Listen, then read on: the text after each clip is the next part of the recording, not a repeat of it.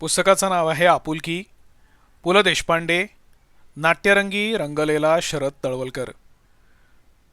शरद तळवलकरची आणि माझी प्रथम भेट कधी झाली ते मला आठवत नाही. त्यालाही आठवत नसेल. शिवाय आमची भेट म्हणजे काही छत्रपती आणि समर्थांची भेट नव्हे. त्यामुळे शके अमुक अमुक तमुक नाम संवत्सरे कार्तिक शुद्ध किंवा वद्य एकादशीची पवित्र तिथी होती. शरदाचं टिपूवर चांदणं सांडलेलं होतं. अशी आमचे परममित्र बाबासाहेब पुरंदरे यांच्या ऐतिहासिक शैलीत या भेटीचा रोमहर्षक वृत्तांत सांगायचीही कोणाला गरज पडणार नाही. पण तिथी आठवत नसली तरी भेटीचा काळ नक्की आठवतो. तसा आम्ही दोघांनीही या जगामध्ये नोव्हेंबर महिन्यात म्हणजे अत्यंत सुखद वगैरे शरद ऋतूमध्ये प्रवेश केला. सुमारे 60-62 वर्षापूर्वी नोव्हेंबरात जन्माला येणाऱ्या अर्भकांच्या कुंडलीमध्ये इतर 1760 धंदे करत असताना नाटकामध्ये काम करायला कधी मिळेल याचा घोर लागायचा योग असावा. कारण सुमारे 40 वर्षापूर्वी मी फर्ग्युसन कॉलेजमध्ये आणि शरद SP मध्ये अभ्यासाचा बहाणा करत असताना नाटकात शिरण्याच्या धडपडीत होतो. फर्ग्युसनमध्ये रघु क्षीरसागर, भालबा केळकर, जगन्नाथ आठवले वगैरे मित्र गॅदरिंगच्या नाटकात नाव कमावून होते आणि तिथे SP मध्ये बाबूराव गोखले, शरद तळवलकर, हेमचंद्र गुप्ते, नंतर माधव वाटवे ही मंडळी गॅदरिंगच्या हंगामात परीक्षेच्या हंगामाहूनही अधिक कामामध्ये असायची. फर्ग्युसनपेक्षा SP च्या नाटकाचा दणका अधिक जोरदार असायचा. त्यांची परंपराही जरा उज्ज्वल म्हणावी अशीच होती. पूर्वसुरीत बाळासाहेब नेर्लेकर, राजाभाऊ वैद्य, प्राध्यापक प्रभुदास भोपटकर वगैरे मंडळी होती. नेर्लेकरांनी एकच प्यालातल्या सिंधूच्या कामानं आणि थेट बालगंधर्वाच्या ढंगानं पद म्हणण्यानं अहो बालगंधर्वाला झाकावं आणि आमच्या बाळाभाऊला काढावं अशी तारीफ मिळवलेली होती. तळीरामाचं काम करणाऱ्या राजाभाऊ वैद्य मास्तरांना तर खुद्द बालगंधर्वांनीच हा खरा गडकरी मास्तरांचा तळीराम अशी शाबासकी दिली होती. त्या प्रयोगात मी भगीरथ होतो. ही भूमिका करण्याचा वैऱ्यावरही प्रसंग येऊ नये अशी त्यावेळी माझी भावना होती आणि ती आजवरही टिकून आहे.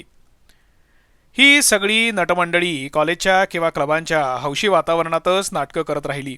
पण SP च्या गॅदरिंगमध्ये अभिनयाचे पहिले धडे गिरवणारे बाबूराव गोखले, शरद तळवलकर, माधव वाटवे, कर्नल हेमचंद्र गुप्ते यांनी मात्र रंगभूमीशी कायमचं नातं जुळवून घेतलं.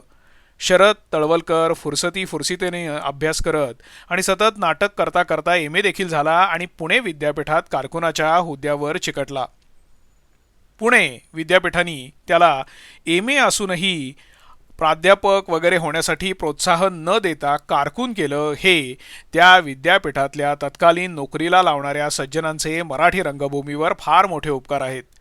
शरद मराठीचा प्राध्यापक वगैरे झाला असता तर तोंडाला रंग न लावता मराठी रंगभूमीचा उद्गम आणि विकास किंवा खाडीलकरांच्या नाटकातील राजकीय संघर्ष, भरताचं नाट्यशास्त्र आणि मराठी रंगभूमी असं काहीतरी लिहून आणि शरद किंवा वसंत व्याख्यानमालेमध्ये त्याच विषयावर 11-12 लोकांपुढे भाषण करून नाट्य विषयावरची अथॉरिटी झाला असता. नाटकाला मात्र नक्की मुकला असता आणि असंख्य लोक त्याच्या अभिनयाला. ज्या काळी शरद पुणे विद्यापीठात कारकुनी करण्याचा अभिनय करत होता त्या काळात मी कारकुनी, मास्तरकी वगैरेचे रोमहर्षक अनुभव घेऊन पुण्यातल्या नभोवाणी केंद्रात नोकरीला लागलो होतो. शरद तिथे नुसतीच शर्ट पॅन्ट घालून यायचा.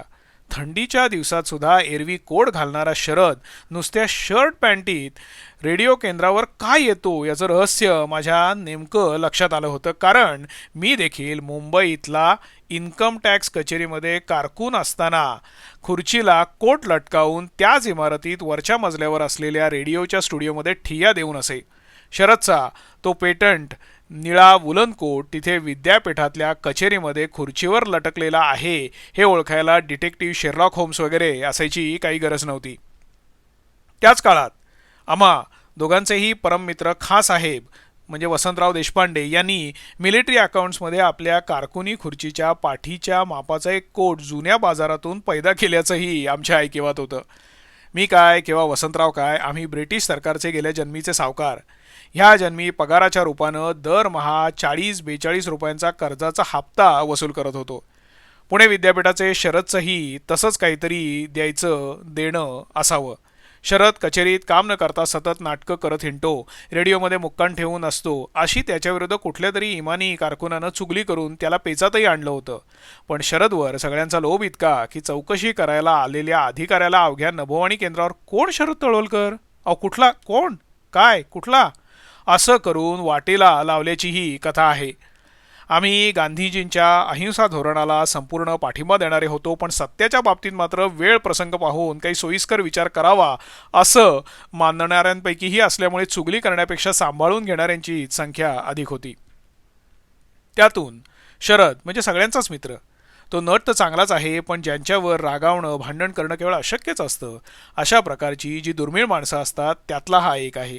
म्हणूनच शरदचा उल्लेख शिष्टाचार म्हणून देखील बहुवचनामध्ये करणं फार अवघड जातं. आता तो 60 वर्षाचा झाला तरी त्याच्या नावापुढे राव किंवा जी किंवा साहेब कधीच आले नाहीत. खरं तर आम्हा प्राचीन मित्रांच्या अड्ड्यामध्ये तो शर्याच, पण त्याला शरदपर्यंत न्यायला हवा, नाहीतर त्याच्या 60व्या वाढदिवसाच्या प्रसंगी ते अगदीच म्हणजे हे दिसेल. पण नटवर्य शरदराव हे मात्र केवळ अशक्य. आम्ही नाटक किंवा मराठी चित्रपट यांच्या भानगडीत पडलो तो काळ तिथे नांदण्याविषयी फारसा उत्साह वाढवणारा नव्हता. पण हा नाटकाचा खुळा नाद पुरेसा होणार नाहीच. आजही मी एखादं नाटक पाहायला गेलो आणि तिसरी घंटा झाली की आपण पडद्यापुढे प्रेक्षागारात असण्याऐवजी पडदा वर जायच्या आतुरतेनं पडद्यामागे रंगमंचावर एंट्री घ्यायला सज्ज असणाऱ्यात हवे होतो असंच वाटतं. शरद पुणे विद्यापीठात तग धरून राहिला असता तर कुलसचिव वगैरे झाला नसताच असं म्हणता येणार नाही. माणसाचं काही सांगता येत नाही, पण आयुष्यात आपल्या मनाला टोचणी लावणाऱ्या गोष्टीच्या साध्यासाठी एकदा तरी अंधारामध्ये उडी घ्यावीच लागते. त्याशिवाय मनाला लागलेली तळमळ शांत होत नाही. तिथे खडकावर डोकं फुटलं तरी चालतं, त्या वेदना परवडतात. नाटकांसारखी व्यवसाय आणि कला यांचं मिश्रण असणारी गोष्ट तर नटाच्या तळमळीचा अंत पाहणारी. घरातली पेटती चूल कधी थंड पडेल ते सांगणं खुद्द नटराजालाही शक्य नाही. भारतीय नटांचं हे दैवतही सुस्थितपणापेक्षा भणंगपणाच अधिक पसंत करणारं. शरदनं नाट्य व्यवसाय ओहोटीला लागलेल्या काळामध्ये हे धाडस केलं. कारकुनीला रामराम ठोकला. कदाचित कोट सांभाळून आपले नसलेले अस्तित्व असल्याचं भासवणाऱ्या खुर्चीच्या चारही पायांना हात लावून प्रणामही केला असेल. तसा तो श्रद्धाळू आहे, रोज पूजाबिजाही करतो, कसलीशी पोथीही वाचतो म्हणे. पुढे गणपतराव बोडसांचं त्याला मार्गदर्शन लाभलं. संशय कल्लोळात फाल्गुनराव, एकच पेलातला तळीराम अशा जुन्या नाटकातल्या भूमिका तयार केल्या. मिळेल त्या नाटक मंडळींच्या नाटकामध्ये मिळेल ते काम आणि जिथे असेल त्या गावी जाऊन करायला सुरुवात केली, जिथे शरद तळवलकर रंगून उभा राहिला नाही असं मला वाटतं. थिएटर किंवा नाटकासाठी तात्पुरता चौथरा केलेलं या महाराष्ट्रामध्ये एकही गाव नसेल. ते थोडेफार स्वस्ताईचे दिवस असले तरी 10-15 रुपयाहूनही गद्य नटाला अधिक नाईट मिळण्याचा तो काळ नव्हता. आणि युद्धोत्तर काळात तर सामान्य परिस्थितीतला मिळवता माणूस आणि वस्तूंचे भाव यांचं सख्य कधीच जमलं नव्हतं. चहा आणि बटाटा वडा वट्ट मिळून 2 आण्यामध्ये मिळायचा. त्या काळीही आमची श्रीमंती 1 आण्यावरच अडकून पडलेली होती. त्यामुळे नुसता चहा किंवा नुसता बटाटा वडा एवढ्यावरच आम्हाला भागवावं लागे. बटाटा वडा मागवण्याआधी 2 टी फॉर नॉट 2 टी हा असा आम्हाला प्रश्न पडायचा. 2 चहा की 2 चहासुद्धा नाही. अशा परिस्थितीत शरदनं 1 तारखेला मिळणाऱ्या पगारातून येणाऱ्या स्थैर्याकडे पाठ फिरवली. शरदचं हे धाडस यशस्वी ठरलं असं म्हणेपर्यंत त्याच्या वयाची 60 वर्ष संपली. ही सगळीच वाट काही तो पायघड्यांवरून चालत गेलेला नाही, पण सामान्यांच्या नजरेला न दिसणारी एक निखळ आनंदाची पायघडी मात्र त्याच्या पायाखाली सदैव होती. गेल्या 40 वर्षांच्या आमच्या परिचयात त्याच्या तोंडून रंगभूमीची सेवा, निष्ठा, मराठी रंगभूमीच्या प्रगतीची दिशा, नवीन रंगभूमीचे स्वरूप असलं नाटक करण्याच्या दृष्टीनं सर्वस्वी असंबद्ध असलेले शब्द मी तरी कधी ऐकले नाहीत. या कुठल्याही फाटक्यात आपला पाय अडकू न देता तो फक्त नाटकामध्ये मस्त जमून कामं करत राहिला. ज्या आनंदात तो पुण्यातल्या बालगंधर्व रंगमंदिरामध्ये उभा राहतो, त्याच आनंदात कुठल्या तरी मौजे भेडकेवाडी ग्रामस्थ मंडळींनी वगैरे ठरवलेल्या जत्रेतल्या नाटकामध्ये दगडी चौथऱ्याच्या स्टेजवर फाल्गुनरावाची एंट्री घेतो. समोर लोडाला टेकून बसलेले एखादे सरपंच संशय कल्लोळ पाहताना, ये तळवलकर, त्या गाणाऱ्या बाब्याला एखादी झाकपैकी लावणी हाणायला सांग अशी फरमाईशही करीत असतो. तळवलकराची आणि त्या गाणाऱ्या पार्ट्याची ओळख असल्यामुळे त्याच्या वशिल्यानं आपलं काम होऊन जाईल असा त्याला विश्वासही असतो. तसं पाहिलं तर कुठल्याही विनोदाला प्राण गेला तरी हसणार नाही असली भीष्म प्रतिज्ञा करू पाहणाऱ्या पहिल्या रांगेमध्ये बसणाऱ्या आणि प्रयोगात नाट्यमूल्य नीट सांभाळली जात आहेत की नाही हे मनातल्या मनात काट्यावर तोलत असणाऱ्या समीक्षकापेक्षा हा भाबडा सरपंच बरा असंही शरदला वाटत असेल.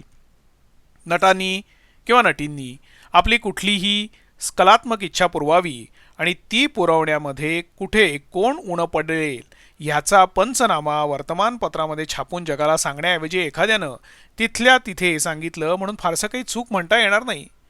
त्या सरपंचाच्या दृष्टीने नाटक हा जसा खेळ आहे तसाच शरद देखील गेली 40 वर्ष नाटक नाटक खेळत आलेला आहे. अत्यंत खेळाडूपणाने खेळत आलेला आहे. अशाच एका आडगावच्या एकच प्याल्यातल्या प्रयोगात शरद तळीलाम असताना आयत्या वेळी भगीरथ नेमका उगवला नाही. मग कंत्राटदारानं थिएटरच्या दारातच एका माणसाला भगीरथाचं काम कराल का असं विचारलं. तो आपल्याला काय विचारलं हे समजण्याच्या अवस्थेतही मध्ये नव्हता. विचारणारा कंत्राटदारही हा प्रश्न विचारताना आपण कुणाला काय विचारतो आहोत याचं भान असण्याच्या अवस्थेतही नव्हता. पडदा वर गेला तेव्हा तळीराम झालेल्या शरदच्या शेजारी उन्मनी अवस्थेमध्ये पोहोचलेला एक इसम भगीरथ म्हणून बसवला होता. तळीराम झालेल्या शरदनं म्हणे एकदा घेतली तर सुटत नाही एवढं वाक्य म्हटल्यावर तो भगीरथ काय असं वगैरे म्हणाला. त्या क्षणी त्याच्या तोंडून आलेल्या भपकाऱ्यामागे ग्रामीण बनावटीच्या किमान 2 बाटल्या रिचवल्याचा रेटा होता. शेवटी शरदनी राम गणेशांची मनोमन क्षमा मागत त्या तळीराम भगीरथ प्रवेशाची नाट्यछटा करून भगीरथाचे संवादही त्यांना अवतरण चिन्हात टाकून म्हणून प्रसंग निभावून नेला. शेवटी तळीराम त्या भगीरथाला तुम्हाला पोहोचवायला येऊ का असं काहीतरी विचारतो. हा टेम्परवारी भगीरथ जो भडकला आयला मला काय चढली असं वाटतं का काय लेका तुला असं काहीसं बोलायला त्यांनी सुरुवात केली. तोच धूर्त पडदेवाल्यानं शेट्टी वाजून पडदा खाली आणला. शरद एवढी प्रसिद्धी मिळालेला कुठलाही नट भडकून काम टाकून निघून गेला असता. शरद मात्र विंगेत आल्यावर एकीकडून दरदरून फुटलेला घाम पुसत होता आणि पोट धरधरून हसत होता. शरदच्या तोंडून हे अनुभव ऐकणं हा आता अतिशय आनंदाचा भाग आहे. उपजत विनोदबुद्धी आणि सुसंस्कृत कुटुंबात वाढताना घडलेले साहित्य संगीताचे उत्तम संस्कार ह्यांचा त्याच्या व्यक्तिमत्वात उत्तम मेळ साधलेला आहे. काही वर्ष कारकुनी लेखणी चालूनही त्या लेखणीची कुरकूर त्यानं स्वभावात उतरू दिलेली नाही. पण त्याचा खेळाडूपणा म्हणजे उथळपणा नव्हे, पुष्कळदा गांभीर्य हे अज्ञान झाकायचं ढापण असतं तसला गंभीरपणा त्याच्यामध्ये अजिबात नाही. एखाद्या भूमिकेत तो चटकन त्याच्यातल्या अभ्यासू आणि बुद्धिमान नटाचं असं वेधक दर्शन घडवून जातो की शरदला नुसताच कॉमिक नट समजणाऱ्यांना हे पाणी किती खोल आहे याचा प्रत्यय आल्यावाचून राहत नाही. दिवा जळू दे मधलं त्याचं पोस्टमनचं काम त्याच्या चांगल्या जाणकारीची चुणूक दाखवून गेलं आहे. अभिनयातली सहजता हा एक दुर्मिळ गुण आहे. उपजत मधुर आवाजासारखी ती एक देणगी आहे की काय असा मला प्रश्न पडतो. मी म्हणून घेणाऱ्या नटवर्यांच्या चेहऱ्यावरचा मी काय अभिनय करून राहिलो आहे पहा हा भाव लपत नसतो. रंगभूमीवर शब्द चातुर्यानं झगमगणारी वाक्य फेकून टाळी वसूल करायला उत्तम पाठांतर आणि स्वच्छ वाणी एवढंसं भांडवल पुरतं. अद्भुत रम्य आणि ऐतिहासिक नाटकांमध्ये असल्या आताशबाजीला खूप वाव असतो. पण जरा तो पाण्याचा तांब्या द्या हो इकडे यासारखं सोपं वाक्य नाटकामध्ये म्हणताना ते नाटकातलं वाक्य नसून खरंच त्या पात्राला पाणी हवंय असं वाटायला लावणं मुश्किल असतं. संवादात साधी वाक्य लिहून इष्ट परिणाम साधणं हे नाटककाराला जितकं कठीण असतं तितकंच ते तसल्याच साधेपणाने 1000 प्रेक्षकांना पोहोचवणं कठीण असतं. शरदच्या वाट्याला मुख्यतः ज्याला विनोदी म्हणतात असल्याच भूमिका आल्या. तरुण वयातच तो साठीला साजणारं टक्कल डोक्यावर वागू लागला. कदाचित वयस्कर भूमिका हा त्याला लवकर पडलेल्या त्या टकलाचा गुण असेल, पण त्याच्यातल्या कलावंताचा ताजेपणा त्यातलं तारुण्य मात्र यत्किंचितही ओसरलेलं नाही. कोणालाही ऐकत राहावंसं वाटावं असं त्याचं रंगभूमीवरचं बोलणं असतं. त्या बोलण्याला साजून दिसणारे बोलके डोळेही त्याला लाभलेले आहेत. ते मिश्किलपणा इतके कारुण्यही त्याच परिणामकारक रीतीनं दाखवू शकतात. आपलं बोलणं विनोदी करायला त्याला कसलीही युक्ती वापरावी लागत नाही की हातवाऱ्यांचा आटापिटा करावा लागत नाही. दिनकर कामण्णामध्येही ही सहजता होती. गंधर्व कंपनीत तळीरामाचं काम करणाऱ्या भांडारकरांच्यामध्ये होती. बबन प्रभूमध्ये होती. तमाशात ही सहजता दादू इंदुरीकरांच्या मध्ये होती. विनोदी भूमिका करताना नटाचा एका निराळ्या दृष्टीने कस लागत असतो, कारण इथे प्रेक्षकांच्या नादी लागण्याचा मोह फार अनावर असतो. विनोदी नट आणि संगीत नटनटी प्रेक्षकांच्या आहारी जाऊन नाटकाचा कधी बट्ट्याबोळ करतील हे सांगणं अवघड. एखादं गाणं विनाकारण ह्या रागातून त्या रागात एखाद्या नाठाळ जनावरासारखं खेचत नेणाऱ्या संगीत नट किंवा नटीप्रमाणे जणू काय नाटककारानं लिहिलेला विनोदी संवाद पुरेसा हशा पेकवणार नाही या समजुतीनं काही विनोदी नट आपली विनोदी बुद्धी वापरतात. नको त्या ठिकाणी नको तितके अंगविक्षेप करत असतात. शरदला असल्या अघोरी उपायांनी हाशे पिकवण्याची कधी गरजच भासली नाही. त्याचा रंगभूमीवरचा वावर त्यामुळे कधी आगाऊ किंवा विसंगत वाटला नाही. करायला गेलो एक मधला त्याचा हरिभाऊ हर्षे आणि बाबूराव गोखल्यांचा मामा मालवणकर यांची जुगलबंदी कधीही अतिरेकी झाली नाही. पण प्रेक्षकांची मात्र हसून हसून पुरे वाट व्हायची. शरदचं आणखी एक काम मला फार आवडलं होतं. विजय तेंडुलकरांच्या हट्टी मुलगी मधल्या बापाचं. हे काही विनोदी काम नव्हतं. शरद त्यातल्या संसाराचा गाढा ओढताना वाकून गेलेल्या बापाची भूमिका इतकी सुरेख करायचा की ह्या नटाचा विनोदी भूमिकांशी काही संबंध असेल अशी शंकाही येऊ नये. विजय तेंडुलकरांच्या या चांगल्या नाटकानं जीव का धरला नाही हे कोडच आहे. नाटकाचं आयुष्य देखील माणसाच्या आयुष्यासारखं अनिश्चित असतं हेच खरं. शरदनं नाटकाच्या लहरी स्वभावाचे खेळ पाहात त्यात खेळत खेळत साठी गाठली. मराठी चित्रपटातही त्याला खूप लोकप्रियता लाभली आहे. त्या यशानेही तो हुरळला नाही. जाहिरातीत आपलं नाव कितव्या क्रमांकाला आहे हेही तो कधी पाहत नाही. उलट गप्पांच्या अड्ड्यात आपली फजिती हा त्याचा हमखास रंग भरणारा विषय आहे. त्यानं त्या आठवणींचे मजेदार पुस्तकही लिहिलं आहे. आपल्या रंगभूमीवरील निष्ठेचा त्यानं कधी जाहीर पुकाराही केलेला नाही की मार्गदर्शकाचा आवही आणलेला नाही. एखादी भूमिका समजून घ्यायची त्याची धडपड आज तो एक लोकप्रिय आणि यशस्वी नट म्हणून गाजत असतानाही टिकून आहे. गणपतराव बोडसांकडून फाल्गुनरावांची संथा घेणारा तरुण शरद त्याच्यातून निघून गेलेला नाही. उगीचच मानापमानाच्या खोट्या कल्पनांनी अडून बसणं त्याच्या वृत्तीतही नाही. तो नाटकात केवळ रमून गेलेला आहे. एखाद्या गवयानं सुरलईत रमून जावं तसा. हे त्याचं रमणं फार आल्हाददायक आहे. या क्षेत्रात तो सुखी आहे कारण तो कुठल्या शर्यतीमध्ये नाही. त्यामुळे कुणाचा दुश्वास करायची त्याला गरजच पडलेली नाही. कुठली त्याला चिंता असलीच तर नवं नाटक आणि नवी भूमिका एवढीच. त्यानं प्रसन्न प्रेक्षागारही पाहिले आहे आणि नाटक विस्कटत जायला लागल्यावर प्रेक्षागारात तुफान कसं उसळतं हेही अनुभवलं आहे. पहिल्यापेक्षा दुसऱ्या अनुभवाच्या कथा सांगताना तो अधिक रंगतो. जीवावरची दुखणी त्यांनी परतवली आहेत.